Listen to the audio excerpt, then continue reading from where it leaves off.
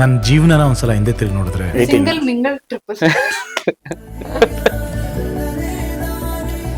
ತಂದೆ ಮಗಳ ಒಂದು ಬಾಂಡಿಂಗ್. ಎಷ್ಟೇ ನಿದ್ದೆಗಣ್ಣಲ್ಲಿದ್ರು ಪಪ್ಪ ಅಂತ ಕೂಗಿದಾಗ ತಿರುಗಿ ಸ್ಮೈಲ್ ಮಾಡ್ತೀವಿ. ಜೀವನಕ್ಕೊಂದು ಪರ್ಪಸ್ ಬೇಕು, ಜೀವನಕ್ಕೊಂದು ಅರ್ಥ ಬೇಕು ಅಂತ ಮೇ ಬಿ ಐ ಥಿಂಕ್ ಮಕ್ಕಳು ಅದನ್ನ ಫುಲ್ಫಿಲ್ ಮಾಡ್ತಾರೆ. And this chapter of my life is beautiful. ಸಿನಿಮಾಗಳು ಅಂತ ಬಂದಾಗ 2020 ಫಸ್ಟ್ ನಿಮ್ಮ ಲವ್ ಮಾಕ್ಟೆಲ್ ಅಂತ ಬಂದಾಗ ಅವಾಗಿನ್ನ ಸೋಷಿಯಲ್ ಮೀಡಿಯಾ ಬೂಮ್ ಆಗ್ತಿದ್ದಂಥ ಟೈಮ್. 22ನಲ್ಲಿ ಬೂಮ್ ಆಗಿ ಒಂದಷ್ಟು ಮೀಡಿಯಾಗಳು ಬಂತು, ಜನಗಳ ಮೈಂಡ್ ಸೆಟ್ ಸ್ವಲ್ಪ ಬದಲಾವಣೆ ಆಯಿತು ಆಫ್ಟರ್ ಕೋವಿಡ್ ಅಂತ ಬಂದಾಗ. ಹಿಂದೆ ಥಿಯೇಟ್ರಿಗೆ ಹೋಗ್ತಿರೋರೆಲ್ಲ OTT ಅಂತ ಕೂತ್ಕೊಂಡ್ರು. ಈಗ 26 ಅಲ್ಲಿ ಇದೀವಿ ನಾವು. ಪ್ರತಿ ಸಲನೂ ಒಂದಷ್ಟು ಚೇಂಜಸ್ ಮಾಡಬೇಕು ಕಥೆಯಲ್ಲಿ, ಪ್ರತಿ ಸಲನೂ ಹೊಸತನ ತೋರಿಸ್ಬೇಕು ಅಂತ ನಾವ್ ಏನ್ ಯೋಚನೆ ಮಾಡ್ತಾ ಇರ್ತೀವಿ, ಪ್ರತಿ ಸಲನೂ ಆಡಿಯನ್ಸ್ ಗಳ ಮೈಂಡ್ ಸೆಟ್ ಕೂಡ ಬದಲಾವಣೆ ಆಗ್ತಾ ಇರುತ್ತೆ. ಫಸ್ಟ್ ಇಂದ ನೀವು ಅಲ್ಲಿಂದ ನೋಡ್ಕೊಂಡ್ ಬಂದಿರೋದ್ರಿಂದ ಈಗ ಯಾವ ರೀತಿಯಾಗಿ ಆಡಿಯನ್ಸ್ ನಾವು ಕರೆಸ್ಬೋದು, ಯಾವ ರೀತಿಯಾಗಿ ಕೂರಿಸ್ಬೋದು, 2-2.5 ಗಂಟೆಗಳ ಕಾಲ ಹೆಂಗ್ ಅವ್ರನ್ನ ನಾವು ಎಂಗೇಜ್ ಮಾಡ್ಬೋದು, ಏನೇನೆಲ್ಲ ಪಾಯಿಂಟ್ಸ್ ಗಳಿರುತ್ತೆ ಅಂತ. ಯಾವಾಗ ಈಗ ನಿಮ್ಗೆ 90s ಅಲ್ಲೆಲ್ಲ 3.5 ಗಂಟೆ ಫಿಲಮ್ ಎಲ್ಲ ಬರೋದು ನೋಡ್ತಾ ಇದ್ರು. ಇವಾಗ ಎಸ್ಪೆಷಲಿ 25-26 ಅಲ್ಲಿ ಏನಾಗ್ತದೆ ಅಂದ್ರೆ ತುಂಬಾ ಪೇಷನ್ಸ್ ಕಮ್ಮಿ. ಎಲ್ಲ ಪಟ್ಟ ಪಟ್ಟ ಪಟ್ಟ ಪಟ್ಟ ಅಂತ ನಾವು ರೀಲ್ಸ್ಗಳು ಹೆಂಗೆ ಚೇಂಜ್ ಮಾಡ್ತಾ ಇರ್ತೀವಿ, ಇನ್ಸ್ಟಾಗ್ರಾಮಲ್ಲಿ ಹೆಂಗೆ ನಾವು ಹೋಗ್ತಾ ಇರ್ತೀವಿ. ಸೊ ಅಷ್ಟು ಪೇಷನ್ಸ್ ಇಲ್ಲ, ಒಂದನ್ನ ಅಟೆನ್ಷನ್ ಕುಂತ್ಕೊಂಡು ನೋಡೋಕ್ಕಾಗಲ್ಲ. ಸೊ ಇವಾಗ ಏನು ಮಾಡಬೇಕು ಅಂದರೆ ತುಂಬ ಲ್ಯಾಗ್ ಮಾಡಿ ಫಿಲಮ್ ಮಾಡೋಕ್ಕಾಗಲ್ಲ. ಶಾರ್ಪಾಗಿ ಒಂದು ಸೀನ್ ಒಂದು ಸೀನ್ ಪಟ ಪಟ ಹೋಗ್ಬೇಕು. ಅನ್ಲೆಸ್ ಅಲ್ಲಿ ಎಮೋಷನ್ ಇದೆ ಅನ್ನೋದು ಮಾತ್ರ. ಇಲ್ಲ ಅಂದರೆ ಬೋರ್ ಅಂದ್ಬಿಡ್ತಾರೆ. ಸೊ ಅದನ್ನೊಂದು ಹುಷಾರಾಗಿ ನೋಡ್ಕೋಬೇಕು ಹೊರತು ಅದು ಬಿಟ್ಟು ಫಿಲಮ್ ವೈಸ್ ಕಥೆ ಹೇಳೋದ್ರಲ್ಲಾಗಲಿ ಅಥವಾ ಎಮೋಷನ್ ಹೇಳೋದ್ರಾಗಲಿ ನೀವು 1930 ಹಿಡಿದು ಇವತ್ತು ಅನ್ಕೊಂಡು ಅದೇ ಎಮೋಷನ್ ವರ್ಕ್ ಆಗೋದು, ಅದೇ ತಂದೆ ತಾಯಿ, ಅದೇ ಪ್ರೀತಿ, ಅದೇ ಕೋಪ, ಅದೇ ಏನೇನಿದೆ ಎಲ್ಲ ಅದೇ ವರ್ಕ್ ಆಗೋದು. ಅದು ಬಿಟ್ಟು ಬೇರೆ ಹೇಳೋ ರೀತಿ ಸ್ವಲ್ಪ ಡಿಫ್ರೆಂಟ್ ಆಗುತ್ತೆ. ಸ್ವಲ್ಪ ಒಂದು ಹೇಳೋ ಪೇಸ್ ಮೇ ಬಿ ಸ್ವಲ್ಪ ವೇರಿ ಆಗುತ್ತೆ. ಈಗ 2020, 2022, 2026 ಪ್ರತಿ ಒಂದು ಹಂತದಲ್ಲೂ ನಿಮ್ಮ ಇಬ್ಬರ ಲೈಫಲ್ಲಿ ಏನೇನೆಲ್ಲ ಬದಲಾವಣೆ ನೋಡಿದೀರಾ ನೀವು? 2019 ಫಿಲಮ್ ಸ್ಟಾರ್ಟ್ ಮಾಡಿದ್ವಿ. ಸಿಂಗಲ್ ಮಿಂಗಲ್ ಟ್ರಿಪಲ್ 2020 ಮದುವೆ ಆದ್ವಿ. 2021 2020 ಲವ್ ಮಾಕ್ಟೆಲ್, 21 ಮದುವೆ, 22 ಲವ್ ಮಾಕ್ಟೆಲ್ 2, 23 ಕೌಸಲ್ಯ, 24 ಪಾಪು, ಅಲ್ಲ 24-25 25 ಲವ್ ಮಾಕ್ಟೆಲ್ 3 ಸ್ಟಾರ್ಟ್ ಮಾಡಿದ್ವಿ.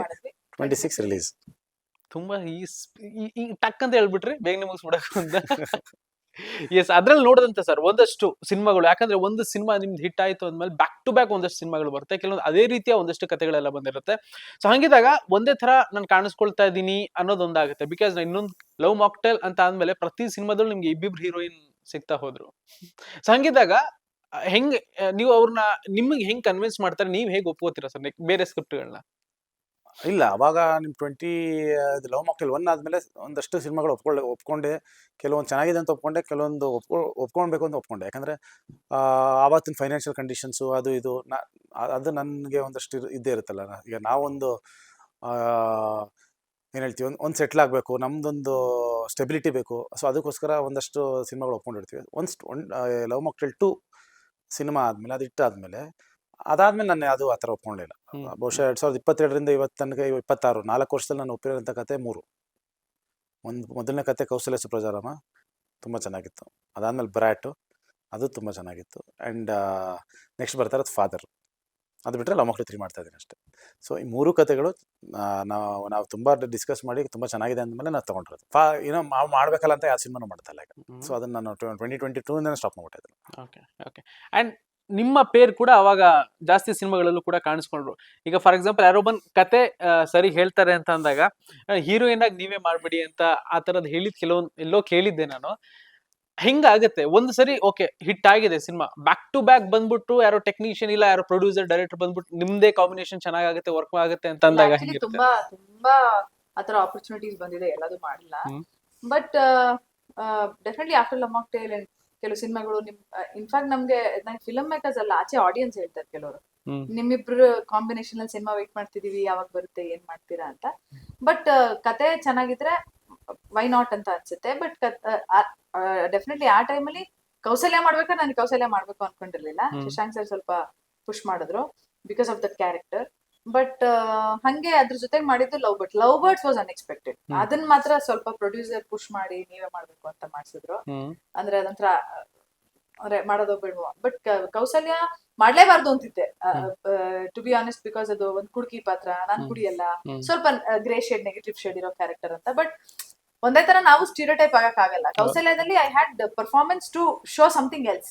ಅಂದ್ರೆ ಲವ್ ಮಾಕ್ಟೇಲ್ ಅಲ್ಲಿ ವೆರಿ ಸಾಫ್ಟ್ ನಿಧಿ ಕ್ಯಾರೆಕ್ಟರ್, ಅದ್ರಲ್ಲಿ ಮುತ್ತುಲಕ್ಷ್ಮಿ ಕುಡಿತಾಳೆ ಅವಳು, ಶೀಸ್ ಒಂಥರ ಬೇರೆ ತರದ ಪಾತ್ರ ಅದು.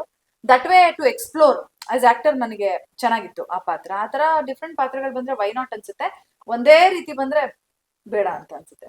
ಅಂಡ್ ಈಗ ಲವ್ ಮಾಕ್ಟೇಲ್ 3 ಕೆಲವೊಂದು ಎಮೋಷನ್ ಆಗಿರ್ಬೋದು, ಆ ಒಂದು ಜರ್ನಿ ಆಗಿರ್ಬೋದು, ಅಂಡ್ ಇವಾಗ ನಮಗೆ ಒಂದು ಮಗಳು ಕೂಡ ಇದ್ದಾರೆ. ಅಂಡ್ ಈ ಸಿನಿಮಾದಲ್ಲೂ ಕೂಡ ಅದೇ ನೋಡಿದಾಗ ತಂದೆ ಮಗಳ ಒಂದು ಬಾಂಡಿಂಗ್, ಒಂದು ಸಂಬಂಧ ಅದ್ ಯಾವ ರೀತಿಯಾಗಿರುತ್ತೆ ಈಗ ಸದ್ಯಕ್ಕೆ ಹೇಗೆ ಅನುಭವಿಸ್ತಾ ಇದಾರೆ ಅದನ್ನ? ಚೆನ್ನಾಗಿರುತ್ತೆ. ಅಂದ್ರೆ ಎಷ್ಟೇ ನಿದ್ದೆಗಣ್ಣಲ್ಲಿದ್ರು ಅದು ಪಪ್ಪ ಅಂತ ಕೂಗಿದಾಗ ತಿರುಗಿ ಒಂದು ಸ್ಮೈಲ್ ಮಾಡ್ತೀವಿ. ಅದೇ ಬೇರೆಯವ್ರು ಅಂತಿದ್ರೆ ತಿರುಗಿ ಗುರಾಯಿಸ್ತಿರ್ತಿದ್ವಿ. ಅದೊಂದು ಏನೇ ಸ್ಟ್ರೈನ್ ಇರಲಿ, ಏನೇ ಇದಿರಲಿ, ಒಂದು ಖುಷಿ ಇರುತ್ತೆ. ಈಗ ಅದರಲ್ಲಿ ನಮ್ಮ ಫಿಲಮಲ್ಲಿ ಒಂದು ಲವ್ ಮಾಕ್ಟೇಲ್ 2 ಒಂದಿದೆ, ಜೀವನಕ್ಕೆ ಒಂದು ಪರ್ಪಸ್ ಬೇಕು, ಜೀವನಕ್ಕೆ ಒಂದು ಅರ್ಥ ಬೇಕು ಅಂತ. ಮೇ ಬಿ ಐ ಥಿಂಕ್ ಮಕ್ಕಳು ಅದನ್ನು ಫುಲ್ಫಿಲ್ ಮಾಡ್ತವೆ. ಅಂದರೆ ಒಂದು ಕಂಪ್ಲೀಟ್ನೆಸ್ ಕೊಡುತ್ತಾರೆ. ಒಂದು ನಾವು ಬದುಕೋಕೆ ಒಂದು ಪರ್ಪಸ್ ಕಾಣುತ್ತೆ. ಫಸ್ಟ್ ನಮ್ಮ ಮದುವೆ ಅದಕ್ಕೆ ಕಾಣುತ್ತೆ ಅಂತ ಅನ್ಕೊಂಡೆ. ಮದುವೆ ಆದ್ಮೇಲೆ ಆಕ್ಚುಲಿ ಮಕ್ಕಳಾದ್ಮೇಲೆ ಆಕ್ಚುಲಿ ಮಕ್ಕಳು ಅದರ ಈವನ್ ಬೆಟರ್ ಅನ್ಸುತ್ತೆ ಅಂತ ಅನ್ಸುತ್ತೆ. ನೀವು ಮದರ್ಹುಡ್ ನ ಹೆಂಗೆ ಎಂಜಾಯ್ ಮಾಡಿದ್ರಿ? ಸೊ ಮದರ್ಹುಡ್ ಎಂಜಾಯ್ ಮಾಡಿರ್ತೀವಿ, ಅದೊಂದು ಆಗಿರುತ್ತೆ.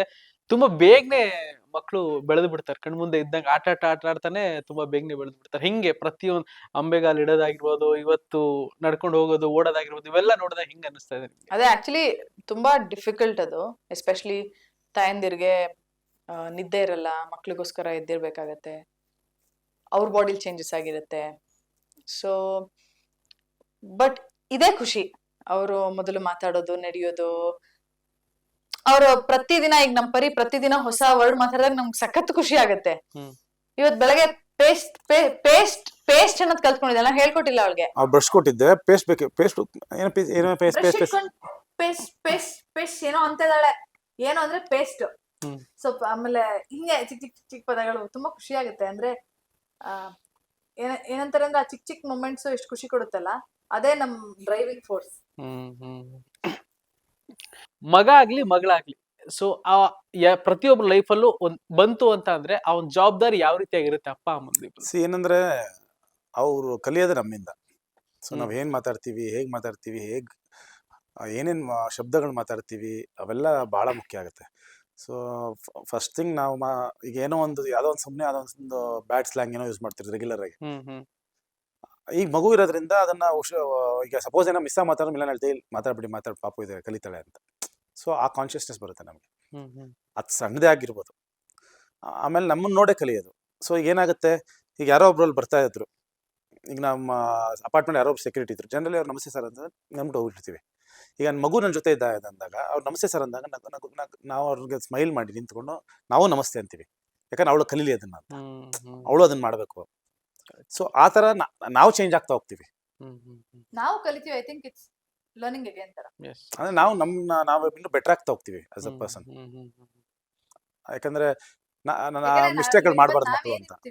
ನಾಳೆ ಮಕ್ಳು ಅದೇ ಆಗೋದು, ಅವ್ರು ಇನ್ನೂ ಬೆಟರ್ ಆಗ್ಲಿ ಅನ್ನೋ ಆಸೆ ಇರುತ್ತಲ್ವ ತಂದೆ ತಾಯಂದಿರ್ಗೆ. ಬಹುಶಃ ನಮ್ಗೇನೋ ಮಿಸ್ ಆಗಿತ್ತೇನೋ, ಅಥವಾ ನಾವೇನೋ ಕಲ್ತಿರ್ಲಿಲ್ವನೋ, ಅಥವಾ ನಾವು ನಮ್ಮ ತಪ್ಪುಗಳಿದ್ರೆ ಅದನ್ನ ಕನ್ಸೀಲ್ ಮಾಡ್ಕೋತೀವಿ, ಸರಿ ಮಾಡ್ಕೋತೀವಿ, ಮಕ್ಕಳು ನಮ್ಮನ್ನ ನೋಡ್ ಕಲಿತಾರೆ ಅಂತ ನಾವು ಬೆಟರ್ ಆಗ್ತೀವಿ.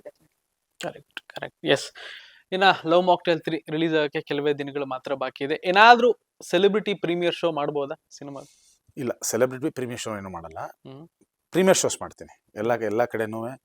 ಆಲ್ಮೋಸ್ಟ್ ಎಲ್ಲ ಊರಲ್ಲೂ ಪ್ರೀಮಿಯರ್ ಶೋಸ್ ಓಪನ್ ಮಾಡ್ತೀವಿ. ಗುರುವಾರ ಸಿನಿಮಾ ರಿಲೀಸ್ ಆಗಿರೋದ್ರಿಂದ ಬುಧವಾರ ನೈಟ್ ಪ್ಲಾನ್ ಇದೆ. ಸೊ ಯಾಕಂದ್ರೆ ಯಾರಿಗೆ ನೋಡ್ಬೇಕು ಅನ್ನೋ ಎಕ್ಸೈಟ್ಮೆಂಟ್ ಇರುತ್ತೆ. ಸೊ ನೈಟ್ ಇಂದಾನೆ ಶೋಸ್ಗಳೆಲ್ಲ ಕಡೆ ಓಪನ್ ಮಾಡ್ತೀವಿ. ಓಕೆ. ಆಮೇಲೆ ಇನ್ನೊಂದು ಪ್ರಶ್ನೆ, ಈ ಪ್ರೀಮಿಯರ್ ಶೋ ಅಂತ ಬಂದಾಗ ನೆನಪಾಗಿದ್ದು, ಇತ್ತೀಚೆಗೆ ಯಾರೇ ಒಂದು ಸಿನಿಮಾ ಮಾಡಿದ್ರು ಅದೊಂದು ಸೆಲೆಬ್ರಿಟಿ ಪ್ರೀಮಿಯರ್ ಶೋ ಅಂತ ಮಾಡೋದು, ಇನ್ವೈಟ್ ಮಾಡೋದು ಒಂದು ಇದ್ದೇ ಇರುತ್ತೆ.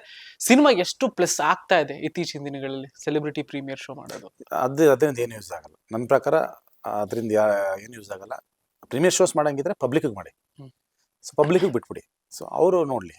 ನಿಮ್ಗೆ ಅಕಸ್ಮಾತ್ ಏನಾದರೂ ನಿಮ್ಮ ಸಿನಿಮಾನ ಮುಂಚೆಯಿಂದಲೇ ನಿಮ್ಗೆ ವರ್ಡ್ ಆಫ್ ಮೌತ್ ಬೇಕು, ನಿಮ್ಮ ಸಿನಿಮಾ ತುಂಬ ಚೆನ್ನಾಗಿ, ಈಗ ಸೆಲೆಬ್ರಿಟಿ ಶೋ ಮಾಡ್ತಾರೆ, ಪ್ರೀಮಿಯರ್ ಶೋ ಮಾಡ್ತಾರೆ ಅಂದರೆ ಸಿನಿಮಾ ಮೇಲೆ ನಂಬಿಕೆ ಇದ್ರೆ ಮಾತ್ರ ಮಾಡೋಕ್ಕೆ ಸಾಧ್ಯ.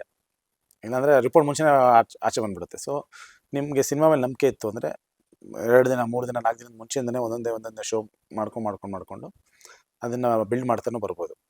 So depends. ಬಟ್ ನನ್ನ ಪ್ರಕಾರ ಸೆಲೆಬ್ರಿಟಿ ಶೋಗಳು ಯಾಕಂದರೆ ನಾವೇ ಸೆಲೆಬ್ರಿಟಿಗಳಾಗಿ ಯಾವ್ದಾದ್ರು ಎಲ್ಲ ಕಡೆ ಒಂದೇ ಮಾತಾಡ್ತೀವಿ. ನಾವು ಡಿಪ್ಲೊಮ್ಯಾಟಿಕ್ ಆಗಿ ಹೇಳೇ ಹೇಳ್ತೀವಿ. ಚೆನ್ನಾಗಿದೆ ಚೆನ್ನಾಗಿಲ್ಲ ಅಂದ್ರೆ ಒಂದೇನೋ ಒಂದು ಇದ್ರಲ್ಲಿ ಹೇಳ್ತೀವಿ. ಅದನ್ನ ಜನ ನಂಬಲ್ಲ. ಅದಕ್ಕಿಂತ ಜನಕ್ಕೆ ಬಿಟ್ಟು ಕೊಡೋದು ಒಳ್ಳೆ. ಕಾನ್ಫಿಡೆನ್ಸ್ ಇದ್ರೆ ಜನಗಳಿಗೆ ಬಿಟ್ಬಿಟ್ರೆ ವರ್ಡ್ ಆಫ್ ಮೌತ್ ಸ್ಪ್ರೆಡ್ ಆಗಿ ಇಟ್ ವಿಲ್ ಕನ್ವರ್ಟ್.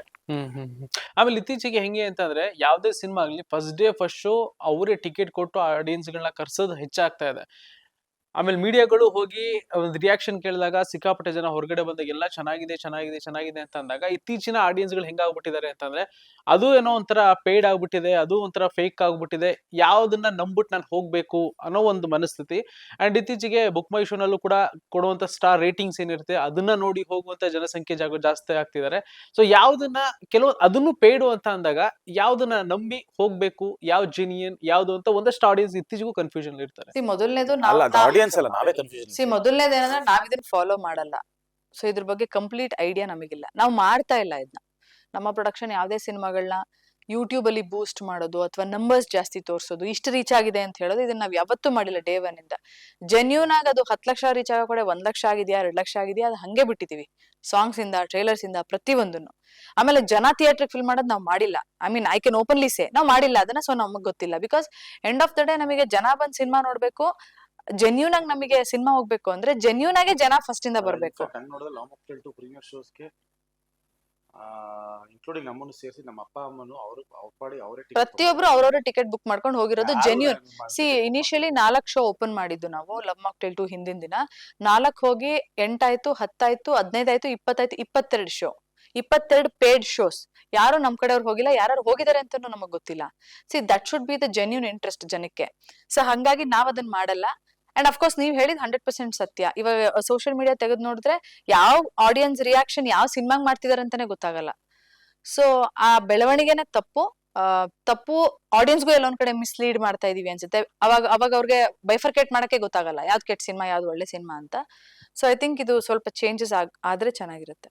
ಆಮೇಲೆ ಒಂದು ಸಾಂಗ್ ಒಬ್ಬಂಟಿ ಆದೇನ ಸಾಂಗ್ ಎಷ್ಟೋ ಸಿಂಗಲ್ಸ್ ಗಳಿಗೆ ಆಂಥಮ್ ಆಗ್ಬಿಟ್ಟಿದೆ.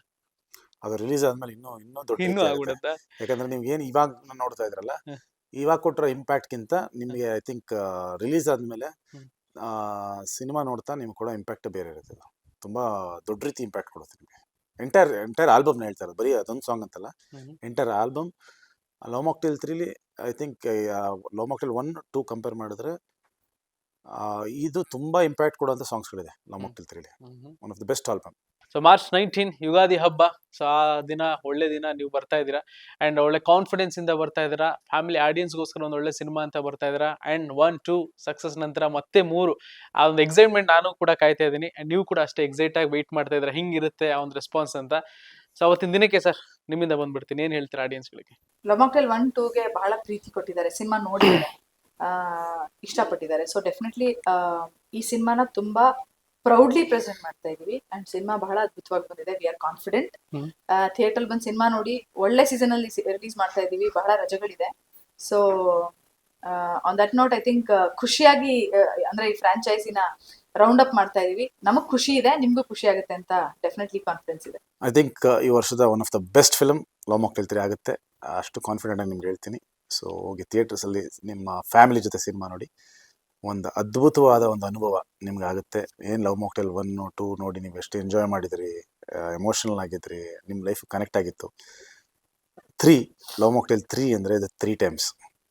ಇದು ಬರೀ ಥರ್ಡ್ 1, 2, 3 ಅಲ್ಲ, ಇಟ್ಸ್ 3 ಟೈಮ್ಸ್ ಆಫ್ ಎವ್ರಿಥಿಂಗ್. ಒಂದು ಒಳ್ಳೆ ಸಿನಿಮಾ ಅಂತ ಡೆಫಿನೆಟ್ಲಿ ಆಗಿರುತ್ತೆ. ನೀವು ಆಮೇಲೆ ನೀವು ಪ್ರೌಡಾಗಿ ಹೇಳ್ಬೋದು, ಇದು ನಮ್ಮ ಕನ್ನಡ ಸಿನಿಮಾ ಅಂತ ನೀವು ಪ್ರೌಡಾಗಿ ಹೇಳ್ಕೊಳ್ಳೋ ಥರ ಸಿನಿಮಾ ಮಾಡಿದ್ದೀವಿ. Thank you so much. And ಇಬ್ರು ಕೂಡ ಆಲ್ ದ ಬೆಸ್ಟ್ ಅಂತ ಹೇಳ್ತೀನಿ. ಇಷ್ಟೊಂದು ಫಿಲ್ಮ್ ಬಿಟ್ಗೆ ಟೈಮ್ ಕೊಟ್ಟು ಮಾತಾಡಿದ್ರ.